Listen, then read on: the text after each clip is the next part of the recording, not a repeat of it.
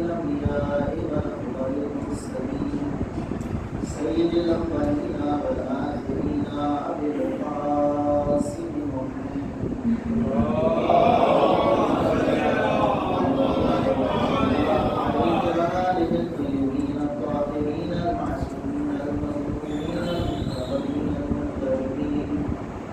الذين أذهب الله عنهم الرجس وطهرهم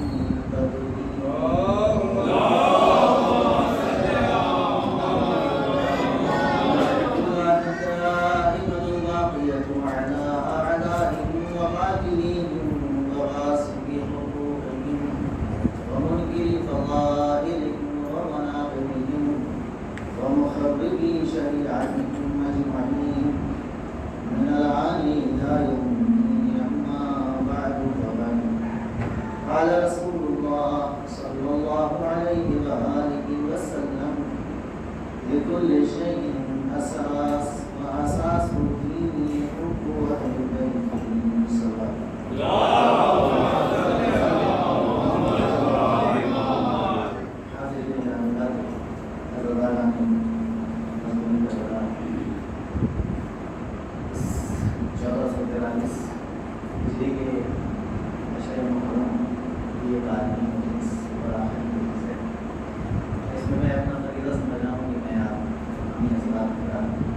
شکریہ ادا کروں کہ آپ نے 12 دنوں میں مجھے تحمل کے ساتھ سنا برداشت کیا. کچھ فرمائشات اپنے دور پر غیر اور کرنا بزرگوں کی طرف سے حکم تھا جسے میں ان 12 تقریروں میں سمیٹ نہیں پایا, شامل نہیں کر پایا, لیکن ذہن میں ہے انشاءاللہ کسی اور مجلس میں اس کی طرف کچھ مطالعہ کر کے آ کر آپ کے سامنے پیش کرنے کی کوشش کروں گا. اس بات میں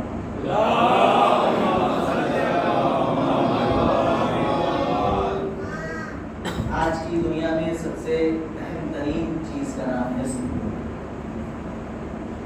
آسائشیں ہیں, آرام ہے, ہر چیز مہیا ہے, مگر انسان کے پاس سکون نہیں. اے سی ہے گھر میں, گرمی کا احساس نہیں اور روم میں بھی نہیں ہے, مگر چین کی نیند نہیں. عزیزان گرامی, قدرت نے ایک نسخہ بتایا ہے سکون.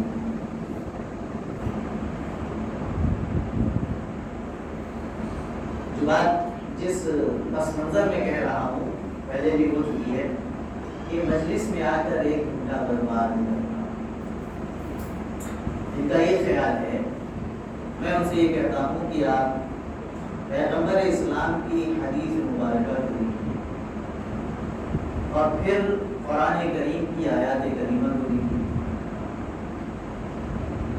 جس چیز کو قیمت دے کر دنیا میں حاصل نہیں کیا جا سکتا اس کے حصول کا طریقہ رسول اسلام نے بتایا ہے, اور اس طریقے کار پر عمل کرنے کے بعد اس چیز کو ہم حاصل کر سکتے ہیں. اس کی تائید قرآن کریم کر رہی ہے, قرآن کریم کی آیات کر رہی ہیں. وہ ہے سکون. کیا ہے؟ ہم مجلس میں آتے ہیں تو وقت برباد ہوتا ہے, یا ہم سکون کے حصول کی راہ میں گامزن ہوتے ہیں.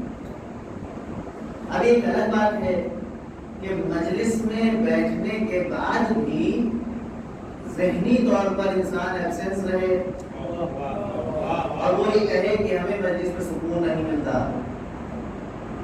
مجلس میں بیٹھنے کے بعد بھی اسے کسی اور کام کی اجلت رہے اور ذہن مجلس میں نہ رہے, بیان میں نہ رہے, اس کام کی طرف لگا رہے, تو پھر اسے سکون نہیں ملے گا. لیکن پیغمبر اسلام حضرت محمد مصطفیٰ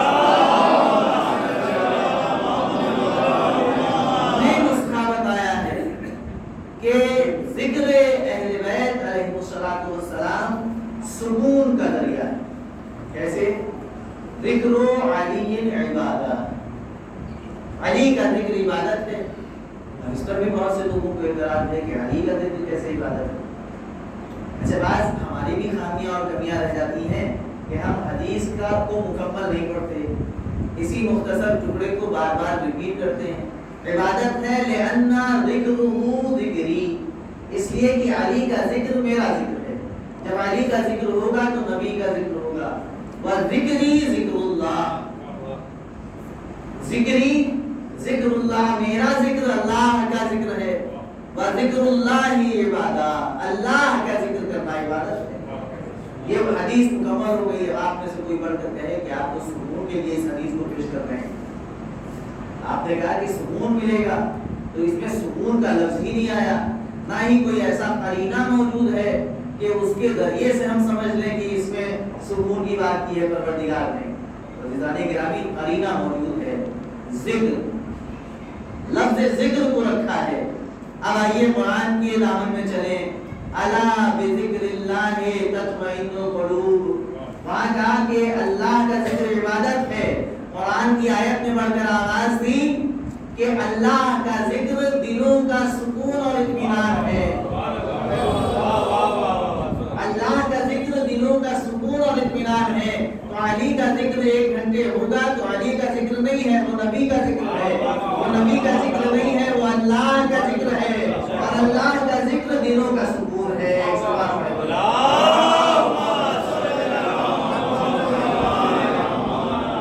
اس ذراری پر بہت سے اعتراضات ہیں کہ وقت برباد کیا جاتا ہے، اور وہ اگر دوسرے فرقوں کے اعتراضات دیکھیے تو اپنوں کے اعتراضات ہیں، پڑھے لکھوں کے انٹلیکچوئل طبقات ہے جو مجلس میں آ کر بیٹھتا اس لیے نہیں ہے کہ بیٹھ پر جو پریس آئرن کیا ہوا ہے وہ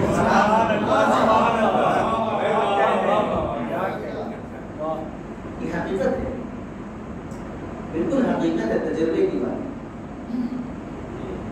بعض لوگ آتے ہیں بس فرش عذاب نہیں بیٹھے، حالانکہ عقیدہ ہے کہ معصومین علیہ السلام یہاں پر بیٹھتے ہیں۔ اب یہاں پر میں آیت تطہیر پڑھ کے کچھ کہہ بھی سکتا ہوں، ایک سوال پڑھیں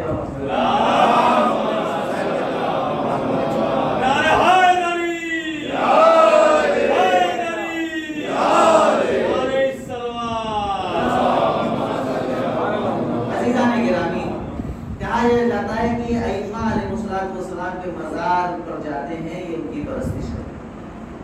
یہ اپنے نہیں کہتے، یہ بیگانے کہتے ہیں، یہ باہر والے کہتے ہیں۔ ہم وہاں پرستش کے لیے نہیں جاتے، وہاں بھی ہم سکون کی تلاش میں جاتے ہیں۔ وہاں سکون کیسے ملتا ہے؟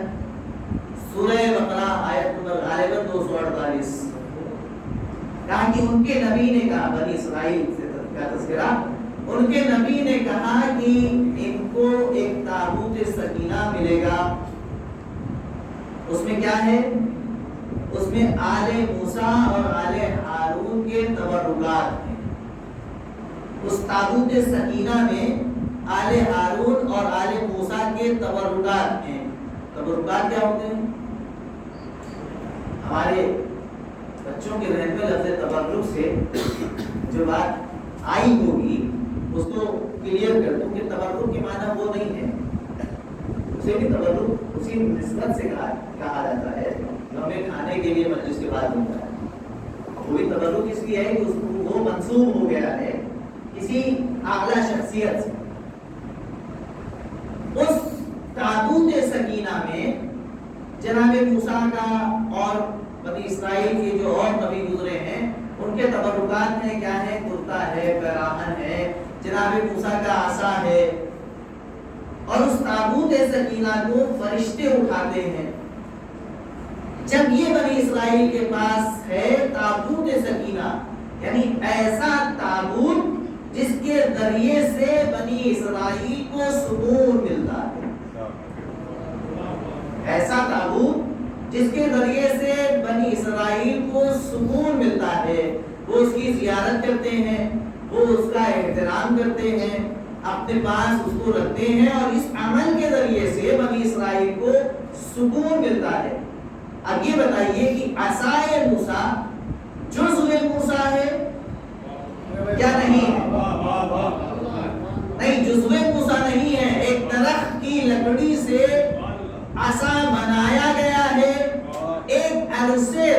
जनाब मूसा के हाथ से मस होता रहा है।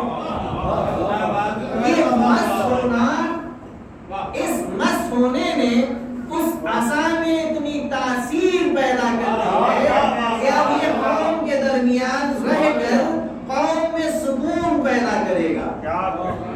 ये कौम के दरमियान रहकर कौम में सुकून पैदा करेगा। तो अज़ीज़ान गिरामी, जब ताबूत बनी इसराइल के लिए फकत इस वजह से कि उसमें तबर्रुकात मूसा व हारून है सुकून का सबब हो सकता है, तो वो मज़ार मुक़द्दस जहाँ खुद जुज़्व रिसालत आराम फरमा हो, हम जब उस मज़ार मुक़द्दस के करीब जाते हैं तो हमें सुकून मिलता है। अज़ीज़ान गिरामी, हमें अपने जवान भाइयों से, छोटे भाइयों से कहना चाहता हूँ कि जज़बात से मजहब की तबलीग नहीं होती। मजहब की तबलीग के लिए जरूरी है कि इंसान तअक्कुल करे, गौर व फिक्र करे और अपने मजहब के दिफा के लिए हर वक्त तैयार रहे। और उसके लिए जरूरी है कि वो या तो मुतालिया करे या मजलिस में आए, और मजलिस में जब तक बैठे तो मजलिस को तवज्जो से सुने। ऐसा ना हो कि जो मातम करने का जाहिर सी बात है उसका सवाब बहुत ज्यादा है। 10 मुहर्रम है, इराक है, करबला है और आयतुल्लाह गुरु जल्दी मातमी दस्ता मातम करते हुए 80 बरस का सिन है आयतुल्लाह गुरु जल्दी का। मातम करते हुए उनके घर के सामने से खुदाई बुजुर्ग थे, चलने फिरने में तकलीफ थी, तो मातमी दस्तों में शिरकत करने का उनका अंदाज उस वक्त ये था कि अपने घर के बाहर आकर बैठ जाते और मातमी दस्ते मातम करते हुए गुजरते थे, वो ज़ियारत करते थे और बैठे बैठे जैसे भी हल्के हल्के हाथ से मातम करते थे वो कर रहे थे। एक मातमी दस्ता उनके सामने से गुजरा तो अचानक वो अपनी कुर्सी से खड़े, अपने गरेबान को चाक किया, आस्तीनों को चढ़ाया। ये मातम जो लोग मातम करते हैं मैं उनके लिए अर्ज करता हूँ। आस्तीनों को चढ़ाया और दौड़ कर उस दस्ते के दरमियान पहुंचे और दोनों हाथों से मातम करना शुरू किया। चाहने वालों ने उनको रोका कि बुजुर्ग हैं आप, सिन बहुत ज्यादा हो गया है, आलिम है, आप बैठ जाए, आप मातम न करें। आयतुल्लाह गुरु जर्दी का जुमला ये था कि जो मेरी आंखें देख रही हैं वो तो नहीं देख रही। इस मातमी दस्ते में जमाने का इमाम मातम कर रहा है, जमाने का इमाम मातम कर रहा है। अज़ीज़ान गिरामी, मैं नौजवानों से ये गुजारिश कर रहा हूँ कि जब मातम किया करें तो कोशिश ये किया करें कि लोगों को मुस्कान ना आए, क्योंकि आप शहीद करबला का मातम कर रहे हैं। आप अपनी कोई एक्टिविटी, अपना कोई फन, अपनी कोई आर्ट नहीं दिखा रहे हैं, आप शहीद करबला का मातम कर रहे हैं। अक्सर मैंने देखा, यहाँ की बात नहीं कर रहा हूँ, आम तौर पर भी आपने भी देखा होगा कि जिन्होंने जब मातम करती हैं तो उसमें एक कंपटीशन जैसी सूरत हाल पैदा होती है और हंसी मजाक भी मातम के दौरान हो जाता है। तो अज़ीज़ान गिरामी, इस काम से बाज रहें। क्यों? मालूम आपके मातम करते वक्त कब इमाम ज़मान अलैहिस्सलातु वस्सलाम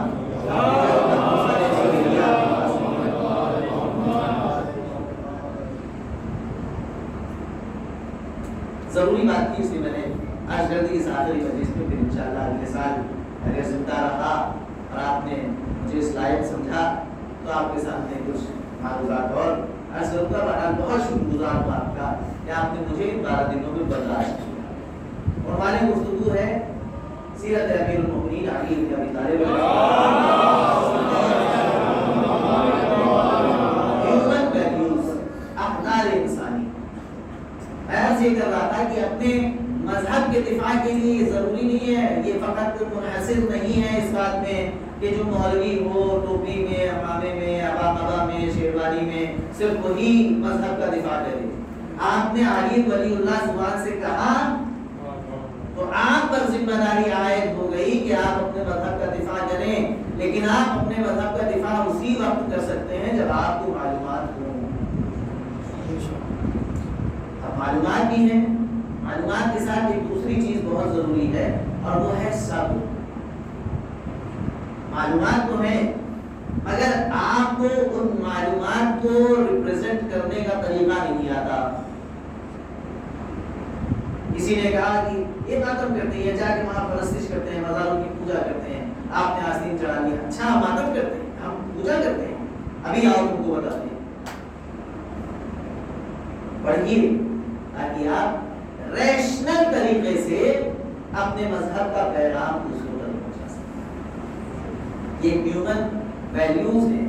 تبلیغ اسلام، تبلیغ مذہب اہل بیت علیہ السلام اخلاق کے ذریعے سے، اور پیغمبر جانتے تھے کہ میرے بعد میرے جیسا اخلاق جزیرہ عرب میں کسی کے پاس نہیں ہے سوائے میرے اہل بیت کے۔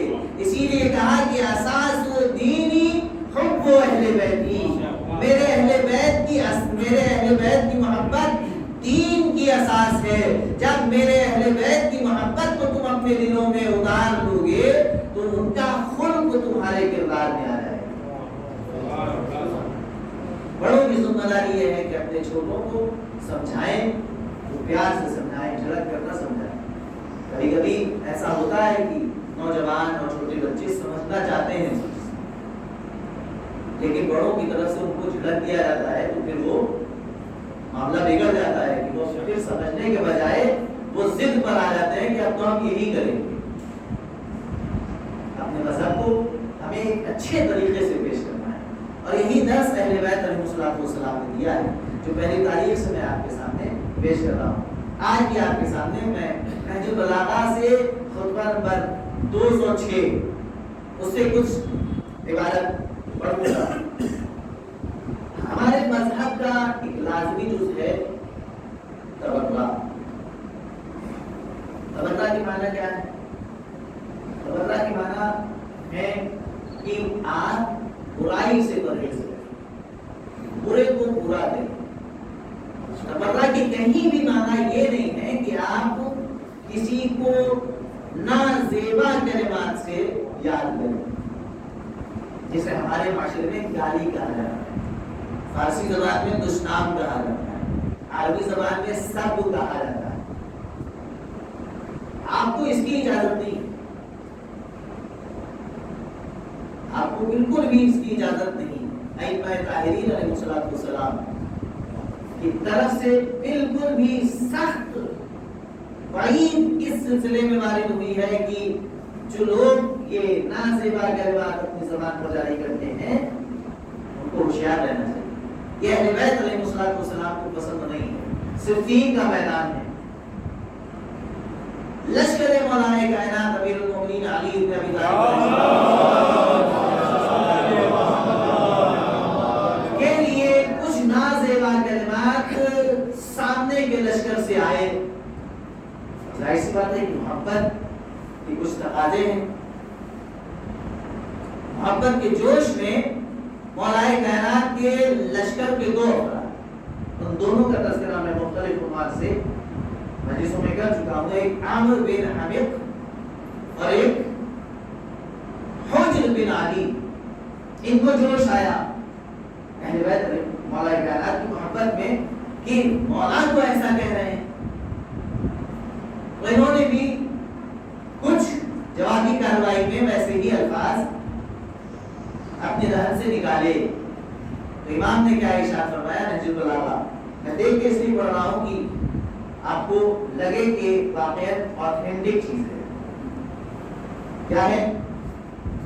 امام فرماتے ہیں انی، میں نے کہا کہ ناپسند ہے ایمان کو، انی اکرہ لکم ان تکونوا سبابین، مجھے پسند نہیں ہے کہ تم سب کو شرم کرنے والے ہو جاؤ۔ تم سب، میں نے بتایا ابھی اس کی معنی کیا ہے، گالی، کسی کو بالکل گرے ہوئے الفاظ میں برا بھلا کہنا۔ انی اکرہ لکم سبابین، اپنے لشکر سے امام کہہ رہے ہیں. ظاہر سی بات ہے کہ جب دشمن کا کردار ہمارے یہاں نظر آنے لگے تو پھر ان میں اور ہم میں فرق کیا ہے؟ ائمہ آئے ہی اسی لیے ہے کہ دشمنان خدا کے کردار سے اپنے چاہنے والوں کا کردار الگ کر سکیں. ان کی مسلسل تعلیمات یہی ہیں کہ جو دشمنان خدا ہیں اور جو اللہ کے چاہنے والے اور اللہ کے بندے ہیں ان کا کردار الگ الگ نظر آئے. اگر وہی صفات وہی کردار جو دشمنان خدا میں ہے ہمیں نظر آنے لگے تو کیسے دنیا فرق کرے گی کہ اللہ والا کون ہے اور اللہ کا دشمن کون ہے، نبی والا کون ہے اور نبی کا دشمن کون ہے، علی والا کون ہے اور علی کا دشمن کون ہے. اس کا مطلب یہ بھی نہیں ہے کہ ہم کسی کے برے اعمال پر پردہ ڈالیں. ہم بالکل یہ نہ کہیں کہ کس نے قتل کیا، کس نے ظلم اٹھایا. جیسا کہ آج کل کوششیں ہو رہی ہیں کہ یہ بالکل پارٹ ہٹا دیا جائے، ایسے آنکھیں موند لی جائیں اس واقعے احراق خانہ سیدہ سے کہ گویا تاریخ میں وہ ہوا ہی نہیں. کیوں؟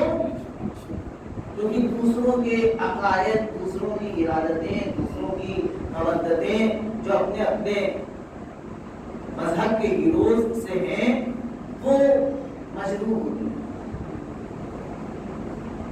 عزیزان گرامی، اسی خطبے میں جب امام کے فرمانا ہے کہ انی اکرہ لکم ان تکونوا سبابین، مجھے یہ پسند نہیں ہے کہ تم برے کلمات کے ذریعے سے لوگوں کو یاد کرو.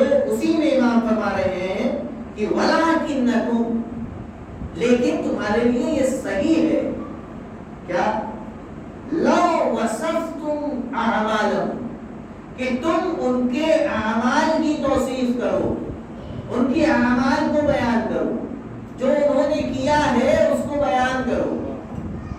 پہلا جملہ اگر وہیں پہ بات ختم کر دے، ہوتا یہی ہے کہ اپنے وہی مطلب کی بات آدمی بیان کرتا ہے. اگر میں اس مزاج کا ہوتا تو میں لا تکونوا سبابین کہہ کے خاموش ہو جاتا اور آپ کو یہ بتاتا کہ علی نے منع کیا ہے کہ کسی کو برا نہ کہو. لیکن یہ نہج البلاغہ کا خطبہ نمبر 206 جس کی عبارت میں دیکھ کے آپ کے سامنے اسی لیے پڑھ رہا ہوں کہ صحیح بھی پڑھوں اور آپ کو ایک اعتماد بھی حاصل ہو اور آپ جا کر اگر شک ہو تو جا کر چیک بھی کر لیں.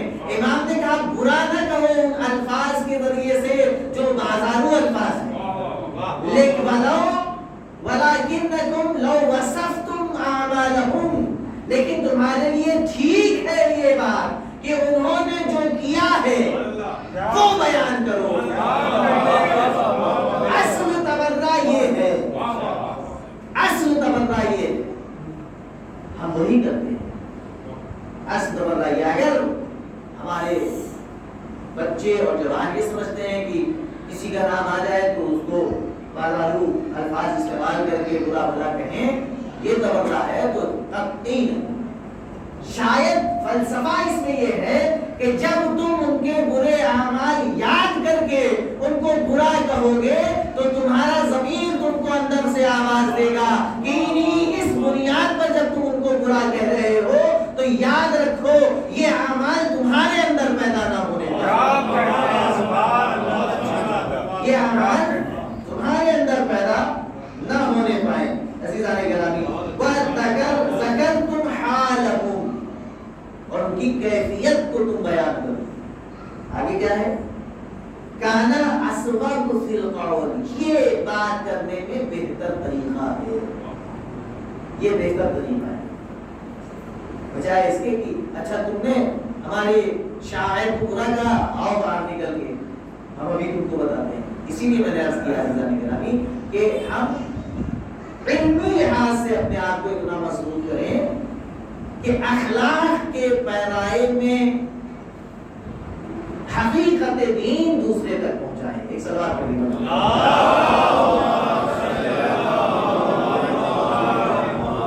یہ ہے سیرت امیر المومنین علی ابن ابی طالب علیہ السلام.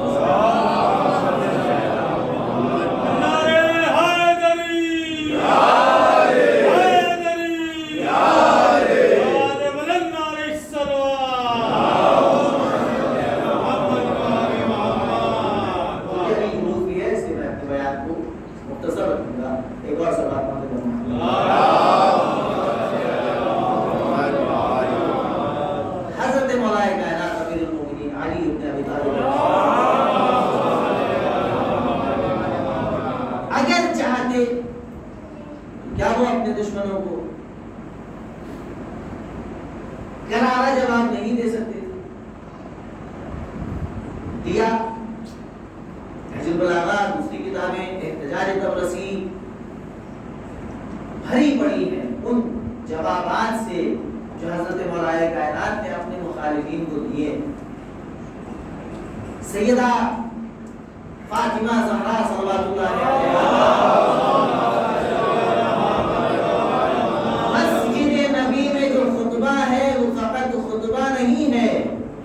ادھر سے آنے والے اعتراضات کا جواب ہے. مولا کائنات کا صفین میں خطبہ فقط خطبہ نہیں ہے، جواب ہے. امام حسن کے تمام خطبات صرف خطبے نہیں ہیں، اپنے مخالفین کو جواب ہے. مولا امام حسین علیہ السلام کے وہ تمام خطبات جو مدینے سے نکلتے وقت سے لے کر مکہ مکرمہ پھر تمام منازل میں اور پھر کربلا کے میدان میں صرف جواب نہیں ہے، پھر صرف خطبے نہیں ہیں، بلکہ مخالفین کو ان کی تمام حرکتوں کا جواب ہے.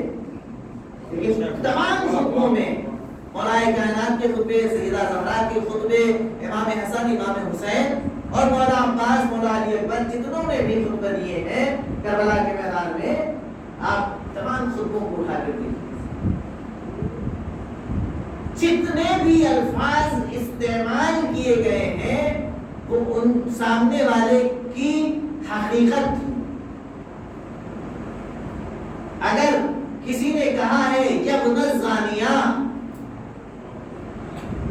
تو ایسا نہیں ہے کہ امام نے اس کو برا کہا ہے.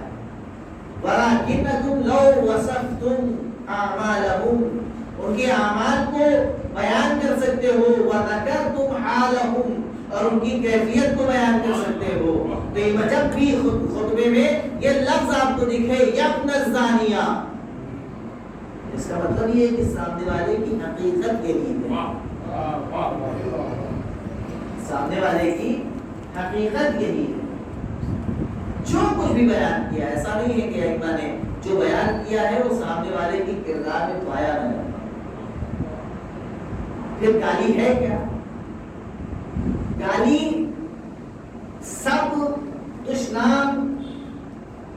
اس کی تعریف یہ ہے کہ جب آپ کسی کو کسی ایسے لفظ کے ساتھ یاد کریں یا مخاطب بنائیں کہ جو اس میں نہیں پایا جاتا، جو اس میں نہیں پایا جاتا، یہ ہے سب، یہ ہے دشنام. اسی لیے جو ہم 70,000 ممبروں کا تذکرہ کر کے یہ کہتے ہیں کہ علی مرتضیٰ علیہ السلام پر سب کیا گیا، دشنام دیا گیا مولا کائنات کو. اس کی وجہ یہی ہے کہ جن الفاظ اور جن اوصاف کے ذریعے سے علی مرتضیٰ کو ان جمعے کے خطبوں میں یاد کیا جا رہا تھا وہ علی میں پائے نہیں جاتے تھے، وہ علی مرتضیٰ میں نہیں پائے جاتے تھے. اسی لیے انہیں سب کہا جاتا. عزیزان گرامی، بس اتنا عرض کر رہا ہوں اپنے چھوٹے بھائیوں کے لیے کہ تبرہ بہت عظیم شے ہے. تبرہ اپنے دلوں کو بہلانے کا کوئی حکم نہیں ہے. تبرہ اسلام میں نماز جیسی ایک عبادت ہے،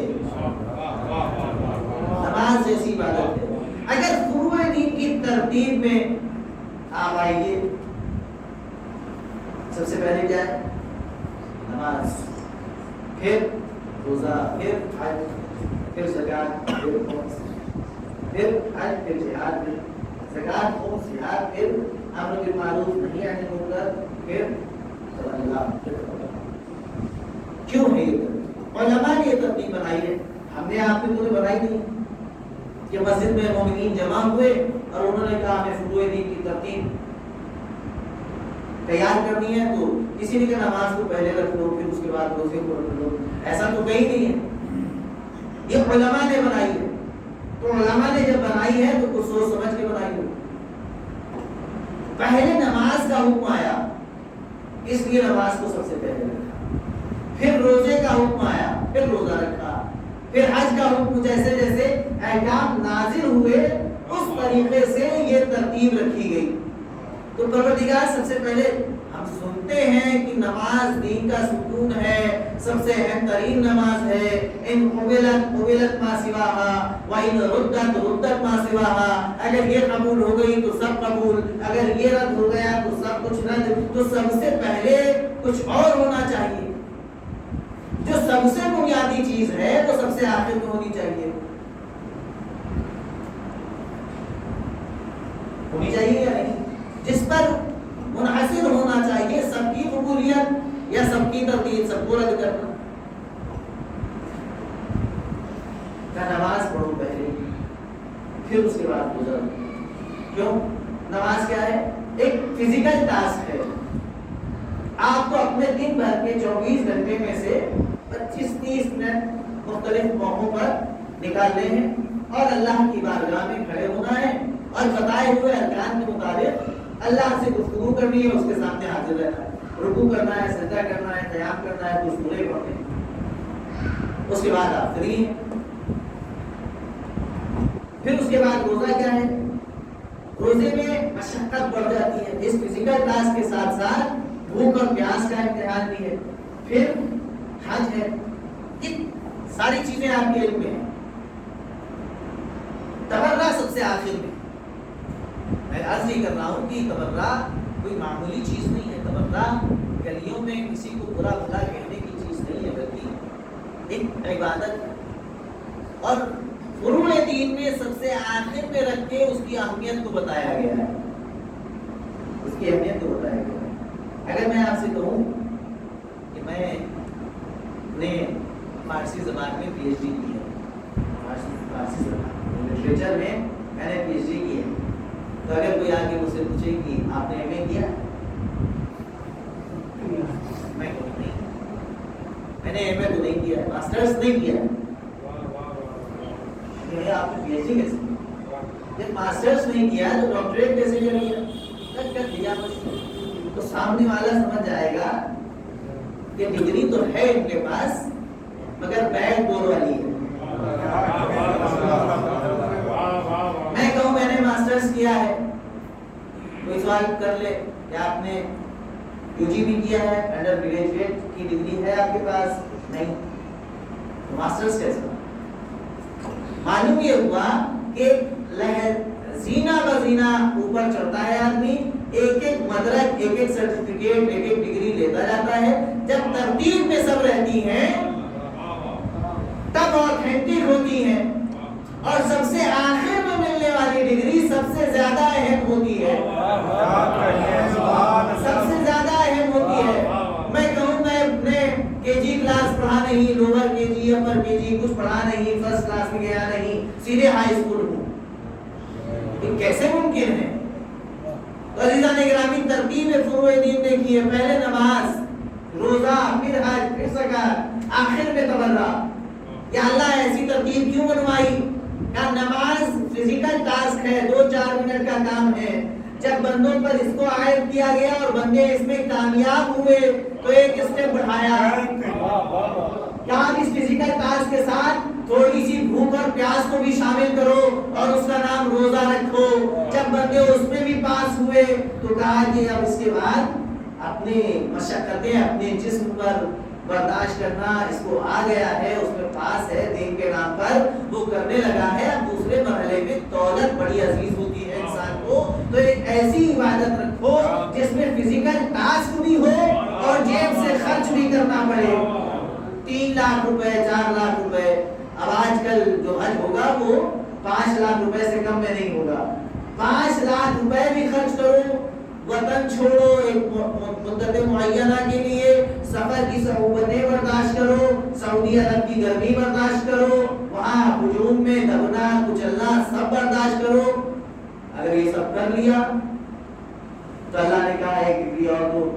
ایک کلاس پڑھاؤ اس کا، اس میں بھی پاس ہو گیا، تب فزیکل ٹاسک کو ہٹایا، 2 مالی عبادتیں رکھی، اس میں فزیکل ٹاسک کے ساتھ ساتھ جو پیسہ خرچ ہوا اس پیسے کے خرچ ہونے میں نتیجہ اور ثمرہ اس کا خود انسان کی طرف پلٹا کہ جب مکہ مکرمہ سے واپس آیا لوگوں نے اٹھ کے تعظیم کی کہ حاجی صاحب آ گئے، جو پیسہ خرچ کیا اس کے بدلے میں معاشرے میں حاجی کہلائے، محترم ہو گئے۔ اب اللہ نے کہا کہ ٹھیک ہے پیسہ اپنے لیے تو خرچ کر لیا، اب میں ایسی عبادت رکھوں گا جس میں پیسہ اپنے لیے نہیں خرچ کرو گے، دوسروں کے لیے خرچ کرواؤں گا۔ زکات اور خمس، اپنے خون پسینے کی کمائی جیب میں ہاتھ ڈال کے ایسے دوسرے کو دے دو کہ دوسرے ہاتھ کو خبر نہ ہو۔ زکات ہے، خمس ہے، جب اس میں بھی پاس ہو گئے، اچھا فزیکل ٹاسک میں پاس، اپنے لیے پیسہ خرچ کرنے میں پاس، دوسروں کے لیے پیسہ خرچ کرنے میں پاس، اب اس کے بعد پیسے کے بعد کس کی باری آتی ہے؟ جان۔ اچھا تم ہر منزل میں پاس ہوتے جا رہے ہو تو اب ہم یہ چیک کریں گے کہ اللہ کی راہ میں تم اپنا خون بہا سکتے ہو یا نہیں۔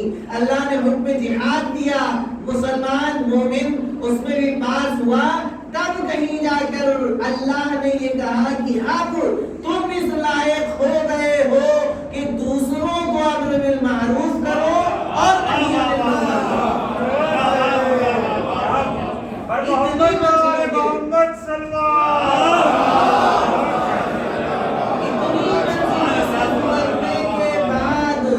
انسان میں وہ صلاحیت پیدا ہوتی ہے کہ دوسرے کو نیکی کی ہدایت کرے اور برائی سے روکے۔ اب آپ سمجھے کہ حب اہل بیت، اساس و دینی حب اہل بیتی کیوں ہے؟ اہل بیت کی زندگی کا آپ مطالعہ کریں، تجزیہ کریں، ہر اینگل سے تحقیق کر لیں، اہل بیت ہر منزل میں منزل اول پر، عروج پر، اوج پر نظر آئیں گے۔ جتنے مطالبات اللہ نے کیے سب دوسروں کے ہاں۔ میں نے عرض کیا تھا کہ نماز بھی ان الصلاۃ تنہی عن الفحشاء والمنکر، نماز برائیوں سے روکتی ہے۔ خلافت حاصل کر لی تھی، نماز قائم تھی، مگر جھوٹ تھا، مگر فریب تھا، مگر دوسروں کا حق چھیننا تھا، وہاں آپ کو نہیں ملے گا۔ جب تبلیغ دین کرنے کے لائق ہو گئے، اس کا مطلب یہ ہے خود عمل کرتا ہے اور دوسروں کو عمل کرنے کے لیے آمادہ کرتا ہے، تب اللہ نے حکم دیا کہ اب تم اس منزل میں ہو، ایسے نکھر چکے ہو کہ اب تم دعویٰ کرو کہ ہم اہل بیت کے چاہنے والے ہیں، ہم دعویٰ تولا کرتے ہیں، ہم تولا کے اقرار کرنے والے ہیں۔ اور جب پہلے اتنی منزلوں کے بعد گزرنے کے جب اہل بیت کے واقعی محب ہو گئے، تب حکم آیا کہ دشمنان اہل بیت سے خبردار ہو۔ یہ تولا معمولی چیز نہیں، یہ ڈاکٹریٹ کی ڈگری ہے، یہ ایم ڈی ہے، MBBS ہے، اس کو ہلکا نہ سمجھیں۔ یہ گلی کوچوں میں زبان سے نکالنے والا کوئی لفظ نہیں ہے، یہ اپنے کردار کو سنوارنے کے بعد اپنے اسی کردار کی تلوار سے سامنے والے دشمن کی طرف سے آنے والے اعتراضات کو کاٹ دینے کا نام ہے۔ صلوات پڑھیں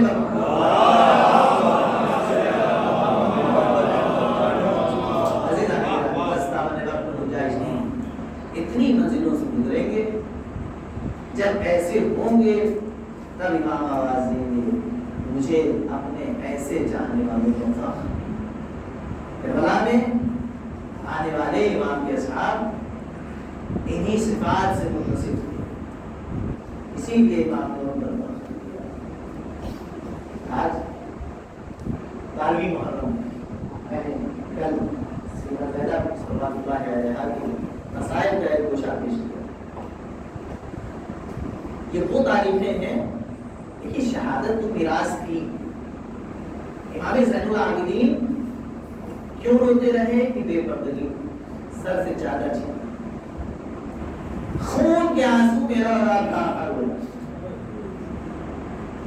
شک ہوا کسی کو آیت اللہ حکیم کے پاس عراق میں نجف اشرف میں پہنچا.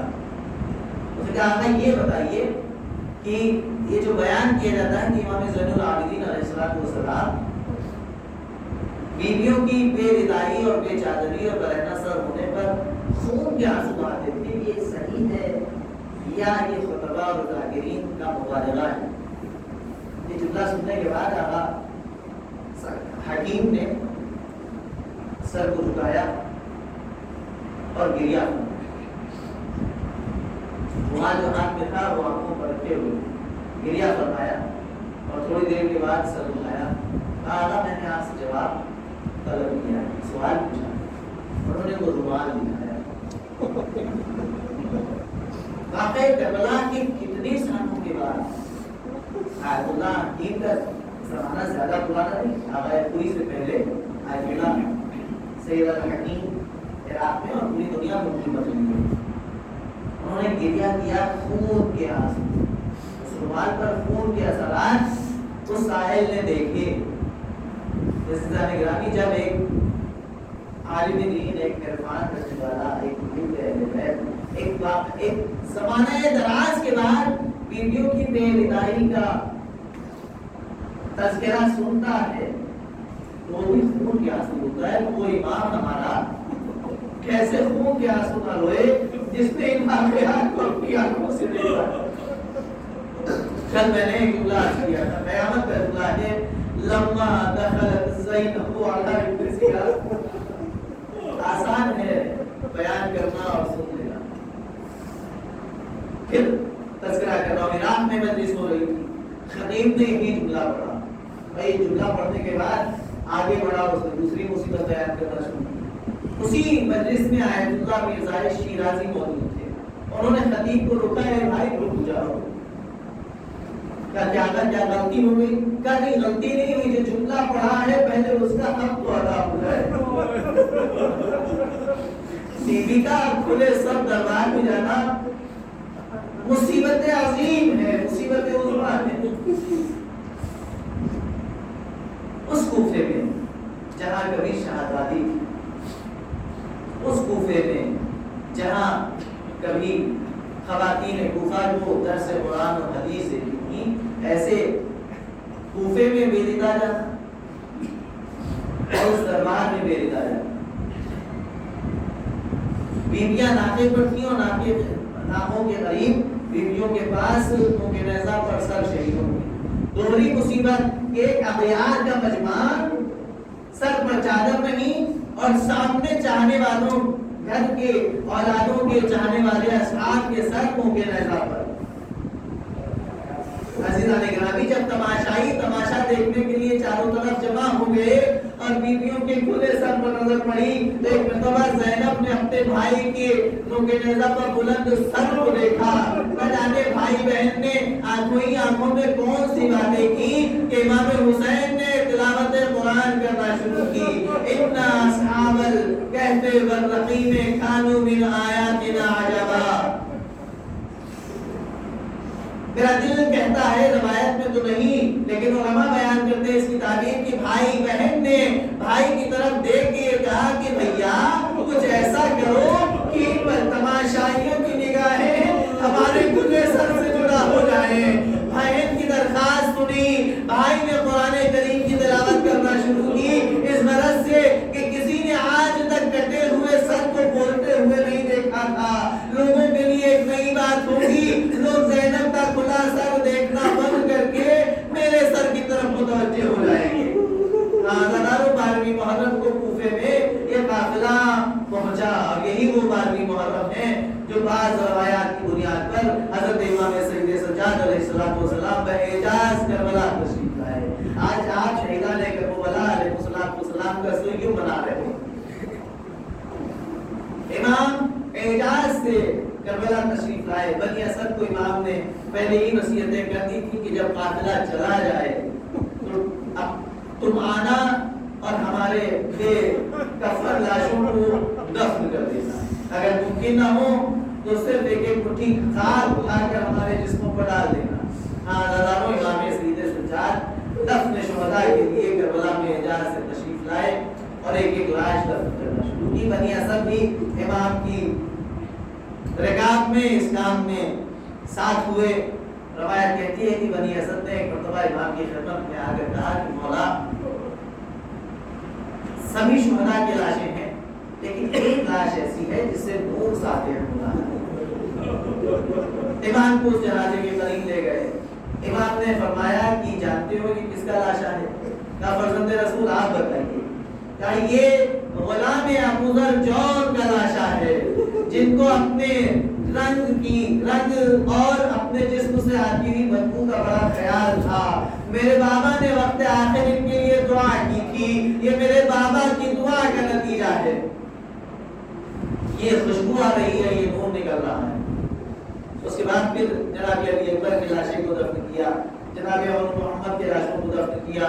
फिर एक मर्तबा एक दरिया के किनारे पहुंचे, एक मुख्तसर सी लाश। बनी असद ने पूछा मौला ये किसकी लाश है? इमाम ने गिरिए की आलम में बयान किया ये मेरे चचा अब्बास की लाश है। बनी असद ने तड़प कर पूछा मौला हमने सुना था कि अब्बास बड़े ही तवील आमद थे, जब घोड़े पर बैठते थे तो पांव जमीन पर रख देते जाते थे। इमाम ने फरमाया हाँ ये सही है, लेकिन जब जनाबे अबुल फजल अब्बास घोड़े की बुलंदी से जमीन पर आए और दुश्मनों ने हमला किया तो चारों तरफ से तलवारें मेरे चचा अब्बास के जिस्म पर टूटी। मेरे चचा अब्बास का जिस्म टुकड़े टुकड़े हो गया। हज़ारों अब्बास की लाशें को दफन किया। फिर उसके बाद शहीद शुहदा हजरत इमाम हुसैन अलैहिस्सलाम को दफन करने की गरज से उनके बेसर लाशें के करीब आए।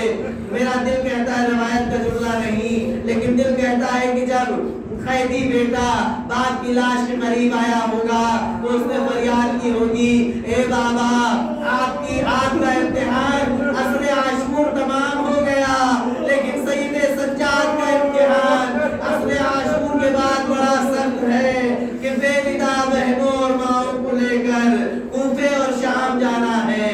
हज़ारों इमाम ने लाशें को उठाया, चाहा कि कब्र के सुपुर्द करें। रवायत का जुमला है कब्र से तो हाथ निकले, आवाज आई लाओ मेरे हुसैन के जिस्म को मेरे हवाले कर दो, मैं कब से अपने हुसैन का इंतजार कर रही हूँ।